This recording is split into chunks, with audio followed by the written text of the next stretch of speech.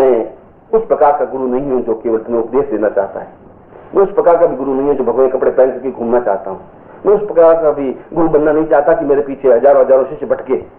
मैं तो खुद भटके हुओं को बिल्कुल सही रास्ता दिखाने के लिए प्रयत्न हुआ हूं। इसलिए मैं कह रहा हूं कि तुम भटक रहे हो। इसलिए बता रहा हूं कि तुम्हारे मेरे संबंध प्रेम के संबंध है, आत्मा के संबंध है, प्राणों के संबंध है, क्योंकि तुम मेरे भाई नहीं हो। तुम्हारा मेरा शारीरिक संबंध तो कुछ है ही नहीं। न तुम मेरे बेटे हो, न तुम मेरे पिता हो, न तुम्हारे भाई हो, न बहन हो, संबंधी तुम कुछ नहीं हो। तुम मेरे प्राणों के एक अंश हो। तुम मेरे प्राणों का अंशीभूत स्वरूप हो। और जो प्राणों का अंशीभूत स्वरूप हो, तुम्हें जो भटकते हुए देखता हूं, और जब मैं देखता हूं कि रेगिस्तान की तरफ जाती हुई बूंद है, तब मुझे आवाज देनी पड़ती है। तो तुम्हें याद स्मरण कराना पड़ता है, और तुम एक क्षण रुक करके सुनते भी हो। हर बात तुमने सुना है, हवा तुमने एहसास किया, मगर फिर तुम उस हवा के साथ बह करके उस रेगिस्तान में चूक जाते हो, समाप्त हो जाते हो। और मैं एक बात फिर सोचने लग जाता हूं कि यह बूंद क्यों नहीं समझ रही है कि हिमालय से टकराने में जीवन का आनंद है, पूर्णता की ओर अग्रसर होने में आनंद है। मगर हर बार ये बूंद रेगिस्तान में गिरी है, हर बार ये बूंद मृत्यु की ग्रास बनी है। इस बार ऐसा नहीं होने दूंगा। इस बार यह क्रिया वापस नहीं होगी। इस बार तुम मृत्यु की मुक्ति और अग्रसर नहीं हो सकोगे। इस बार काल तुम्हें छीन नहीं सकेगा। इस बार मृत्यु तुम्हें दुपट्टा नहीं मार सकेगी, क्योंकि इस बार तुम मेरी उंगली नहीं पकड़ रहे हो, मैं तुम्हारा हाथ पकड़ूंगा। इस बार मैं तुम्हें पगड़ी पर घसीट करके लेके चलूंगा। इस बार मैं तुम्हें बता सकूंगा कि तुम्हारे जीवन का रास्ता यह है। और उस बीच में जो भी अड़चन, जो भी बाधाएं, जो भी कांटे, जो भी पथरीला रास्ता और जो भी बाधाएं, अड़चनें, कठिनाइयां आएगी, मैं उसका सामना करते हुए तुम्हें घसीट करके अपने साथ ले जाऊंगा। क्योंकि बार बार का पैदा होना और बार बार का मरना तुम्हारे जीवन का आनंद और चेतना नहीं है। और इधर ऐसा बार बार हो रहा है, तो मुझे बार बार तुम्हें समझाने की क्रिया करनी पड़ती है, और यह समय कम है। इसलिए पहली बार एक नवीन चेतना तुम्हें दे रहा हूं, पहली बार एक नवीन ज्ञान दे रहा हूं, पहली बार तुम्हें नवीन भावना दे रहा हूं कि तुम्हें इस बार रुकना नहीं है, इस बार मोह में पड़ना नहीं है, इस बार तुम्हें जीवन में अपने आप को पहचानना है, इस बार तुम्हें रेगिस्तान की ओर भटकना नहीं है, इस बार पहाड़ से टकराना है, पहाड़ से नहीं टकराना है, हिमालय से टकराना है। और इस बार मैं तुम्हें उस रास्ते पर बढ़ने ही नहीं दूंगा, बढ़ना देना ही नहीं चाहूंगा, क्योंकि इस बार मैं खुद तुम्हारे पूर्ण रक्त को अपने आप में शुद्ध करने की क्रिया करना चाहता हूं, और करूंगा और कर रहा हूं।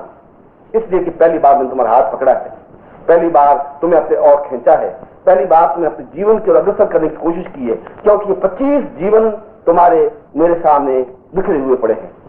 25 बार मैंने मृत्यु को तुम्हारे ऊपर झपट्टे मारते हुए देखा है। 25 बार तुम काल की गति में समाते हुए मैंने तुम्हें अनुभव किया है। 25 बार 500 बार तुम्हें आवाज दी है, और मैं समझ रहा हूं कि तुम बहरे हो, तुम मुझे आवाज सुन नहीं पा रहे हो, तुम सुन करके अनसुनी कर देते हो, क्योंकि चारों तरफ की हवाएं, चारों तरफ की बाधाएं, चारों तरफ की अड़चनें, चारों तरफ की कठिनाइयां तुम्हें जीवन में आनंद प्रदान करने की ओर अग्रसर नहीं कर रही हैं। क्योंकि तुम्हारा मूलभूत चिंतन, तुम्हारा मूलभूत विचार, तुम्हारा मूलभूत धारणा वासनामय है। तुम्हारा मूलभूत धारणा और चिंतन अपने आप को मौत की ओर अग्रसर करने की क्रिया है। और इसीलिए पहली बात में अपने दोनों बाहें फैलाए हुए एक चेतना दे रहा हूं कि मैं सुगंध का झोंका हूं, मैं केवल हवाई नहीं हूं, मैं तुम्हें प्राणों में और तुम्हें पूर्णता के साथ प्राणों में भर जाने के लिए तैयार। इसलिए तुम्हें बहुत गहराई के साथ सांस लेनी है। मैं चाहता हूं मैं तुम्हारे प्राणों में उतर जाऊं, और इस सुगंध के झोंके को तुम्हें अपने दोनों हाथ, दोनों बाहें फैला करके अपने आप में आत्मसात कर लेना है। अपने आप में, पूरे शरीर में, तन मन में, प्राणों में, चिंतन में, विचार में इस सुगंध के झोंके को भरना है। और मैं तुम्हारे प्राणों में भरने के लिए अपने आप को समर्पित करने के लिए तैयार हूं, तुम्हें अपने प्राणों में लेने के लिए आतुर हूं। इसलिए इन दोनों का परस्पर मिलन, इन दोनों का परिचय अपने आप में एक श्रेष्ठतम क्रिया है। ये जीवन की पहली क्रिया है। बुद्ध के बाद ये पहली घटना है, क्योंकि बुद्ध के बाद आज तक जो गुरु बने, उन्होंने शिष्य को उंगली पकड़ाई, गुरु को अपने शिष्य को अपने पीछे की ओर धकेला और पीछे आने के लिए प्रेरित किया, खुद आगे बढ़े और शिष्य को पीछे आने के लिए कहा। मैं ऐसा नहीं कर रहा हूं, क्योंकि इस बार हर बार तुम चूक जाते हो, हर बार तुम पिछड़ जाते हो, तुम मेरे कदम से कदम मिला करके चल नहीं पाते हो। इसलिए मैं तुम्हें पहली बार प्रेम का कोई ज्ञान नहीं दे रहा हूं, पहली बार चेतना भी नहीं दे रहा हूं, पहली बार तुम्हें गुरु मंत्र की ओर भी अग्रसर नहीं कर रहा हूं, पहली बार तुम्हें शास्त्र की ओर भी भटक नहीं रहा हूं, मैं तुम्हें भटकाना नहीं चाहता हूं। पहली बार तुम्हें कहता हूं तुम्हें बगावत करनी है। पहली बार तुम्हें कह रहा हूं कि तुम्हें जीवन में एक प्रलय करना है। पहली बार तुम्हें ये बता रहा हूं तुम्हें चेतना की ओर अग्रसर करना है। मैं तुम्हें बगावत सिखाने के लिए आया, मैं तुम्हें जीवन का उस रास्ता दिखाने के लिए आया हूं जहां ठोकर पर सारी दुनिया को रखा जाता है, जहां ठोकर मार करके अपने आप को पूर्णता की ओर अग्रसर करने की क्रिया होती है। इसे दीनहीन बनकर के शिष्य बनने की क्रिया नहीं है, दीनहीन बनकर के पिता और पुत्र बनने की क्रिया भी नहीं है, दीनहीन बनकर के जीवन में यापन और जीवन चिंतन करने की क्रिया नहीं है।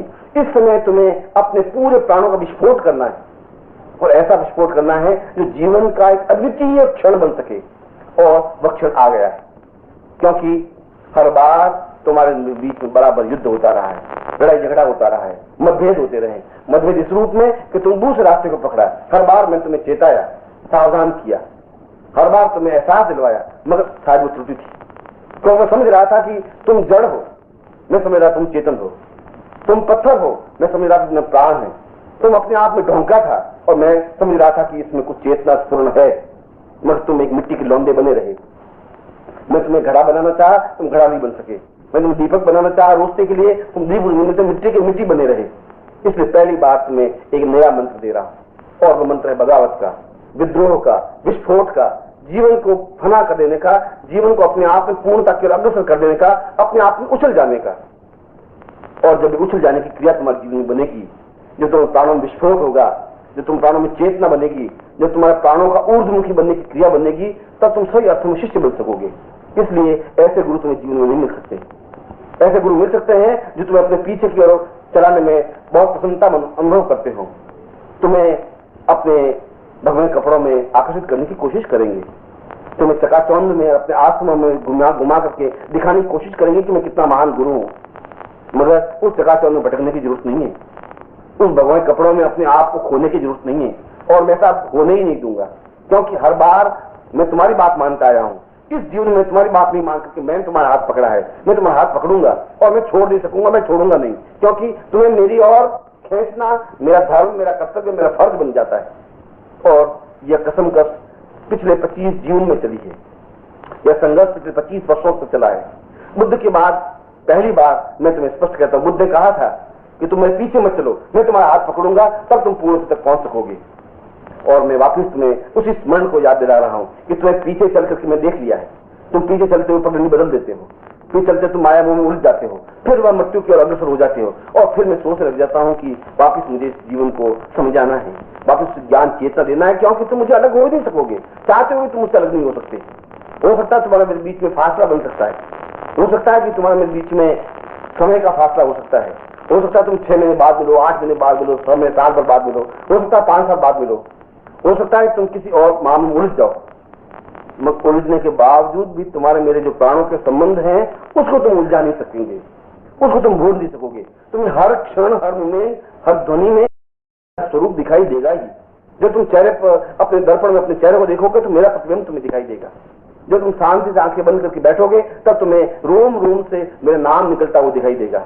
एहसास होगा कि कोई मेरा है, एहसास होगा कि कोई मेरे प्राण है, तुम एहसास होगा कि कोई मेरी धड़कन है, और उस धड़कन की टिक टिक को तुम सुन सकोगे, और उस प्रत्येक धड़कन में मेरा नाम होगा। क्योंकि तुम केवल मेरे और मेरे ही हो, तुम दूसरों को हो भी नहीं सकते, संभव नहीं है। क्योंकि एक गुरु को छोड़ के दूसरे गुरु के पास तुम जा भी नहीं सकते, और अगर जाते भी हो तो तुम्हें उसमें शांति नहीं मिल सकती।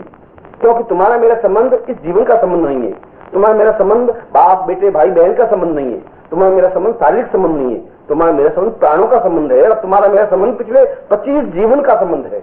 और इस 25 जीवन में तुम्हारी बागडोर मेरे पकड़ी हुई है, 25 बार तुम्हें पीछे आने के लिए प्रेरित किया है। और इस बार मैं तुम्हें गुरु मंत्र नहीं दे रहा हूं, इस बार मैं तुम्हें यह भी नहीं कह रहा हूं कि तुम 16 माला ओम परम तत्वा नारायण गुरुभ्यो नमः जप करो, ये भी नहीं कह रहा हूं। इस बार ये भी नहीं कह रहा हूं तुम मेरे पीछे पीछे चलो, इस बार ये भी नहीं कह रहा हूं तुम इस पगड़ी पर आगे तौर गतिशील हो। इस बार तो मैं तुम्हारा हाथ पकड़ के घसीटूंगा और घसीटने की क्रिया करूंगा। हाथ छोड़ने की कोशिश करोगे तभी मैं छोड़ूंगा नहीं।